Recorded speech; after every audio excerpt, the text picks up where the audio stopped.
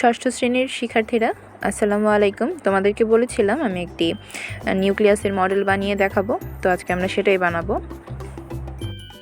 মডেলটি বানাতে তোমাদের লাগবে সুতা। তো এখানে আমরা সাইডের বর্ডার দেওয়ার জন্য এরকম মোটা সুতা নিয়েছি। তোমরা সেম সুতাটা না পেলে চিকন সুতাটাকে কয়েকটা লেয়ার বানিয়ে অ্যাড করে দিতে পারো। আর লাগবে তোমাদের এরকম চিকন সুতার রেল, তোমরা চিনো, এগুলো তোমরা আশেপাশে থেকে কালেক্ট করে নেবে।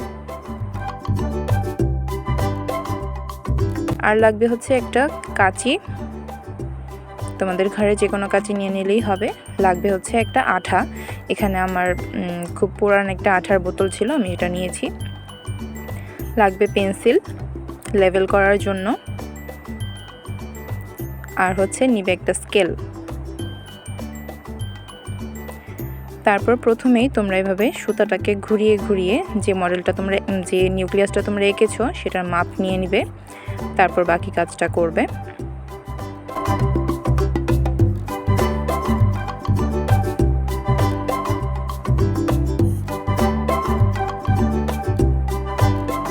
মাপ নেওয়া হয়ে গেলে তোমরা সুতাটাকে কেটে আলাদা করে নিবে।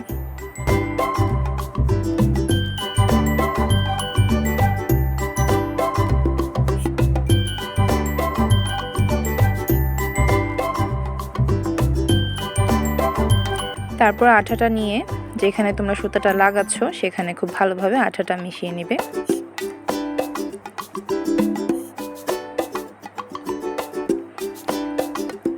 তারপর একটা একটা জায়গায় আঠা লাগানো হয়ে গেলে এই আঠা লাগানো জায়গার উপর তোমরা সুতাটা চেপে চেপে বসিয়ে দিবে। এটা তেমন কঠিন কিছু না, তোমরা দেখলেই বুঝতে পারবে। আর তেমন বেশি উপকরণও লাগবে না, তোমাদের হাতের কাছে আছে এমন উপকরণ দিয়েই করতে পারবে।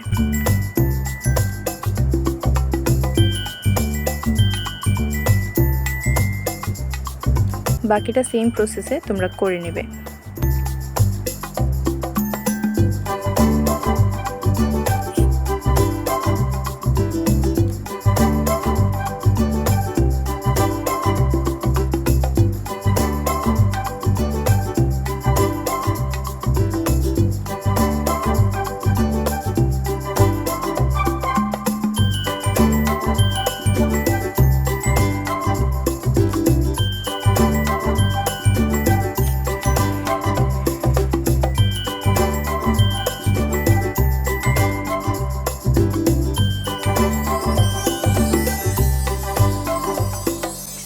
সুতা লাগানো হয়ে গেলে তোমরা বানাবে হচ্ছে মাঝখানের নিউক্লিয়াসটি, যেটা হবে একটা গোল চাকতির মতো।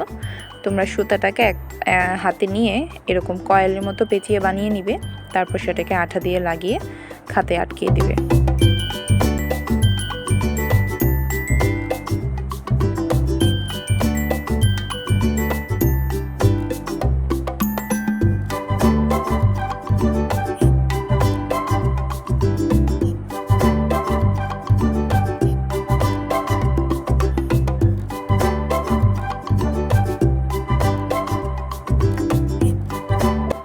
এই যে হয়ে গেল আমাদের নিউক্লিয়াস। তারপর আমরা বানাবো মাঝখানের যে ক্রোমাটিন তন্তুগুলো আছে বা নিউক্লিয়ার রেটিকুলাম যেটাকে বলে, সেটা বানানোর জন্য আমরা চিকন রেলটা নিব। আর খাতার মাঝখানে যেখানে আমরা ক্রোমাটিন তন্তুগুলো এঁকেছি সেখানে আঠাটা ছড়িয়ে নিব।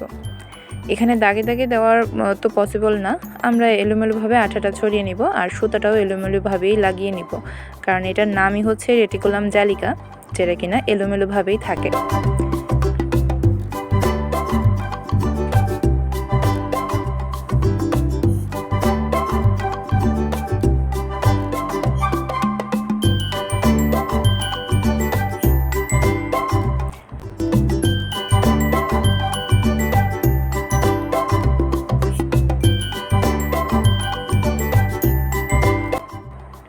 লাগানো হয়ে গেল আমাদের ক্রোমাটিন তন্তু।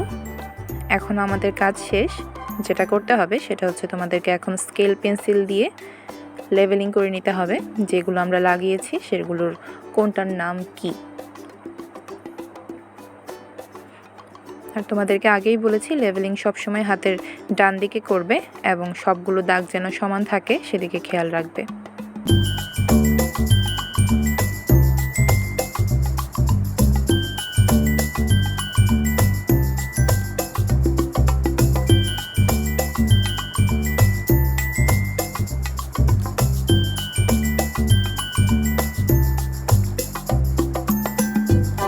এই ছিল তোমাদের নিউক্লিয়াসের মডেলটি। আশা করি তোমরা এখন দেখে বুঝতে পেরেছো কিভাবে বানাতে হবে। যারা এখন অ্যাসাইনমেন্টটি করনি তারা এখান থেকে দেখে মডেলটি বানিয়ে নিও। Thanks for watching.